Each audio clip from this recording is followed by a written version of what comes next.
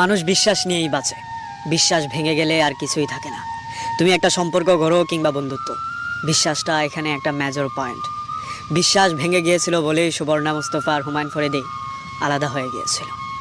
এই বিশ্বাসের ঘোর ধরে রাখাটা বিশাল কঠিন একটা কাজ। তুমি চাইলেই একটা সম্পর্ক বানিয়ে নিতে পারবে, চাইলেই একজন মানুষকে পছন্দ করে নিজের করে নিতে পারবে, কিন্তু দিন শেষে তুমি কতটা বিশ্বাস ধরে রাখতে পারো সেটা বড়সড় একটা প্রশ্ন হয়ে দাঁড়ায়।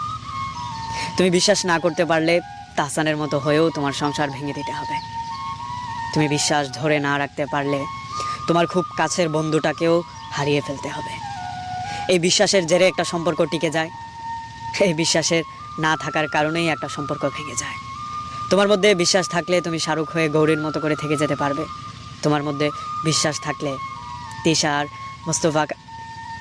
মোস্তফা ফারুকের মতো একসাথে থেকে যেতে পারবে। আসলে মানুষ যত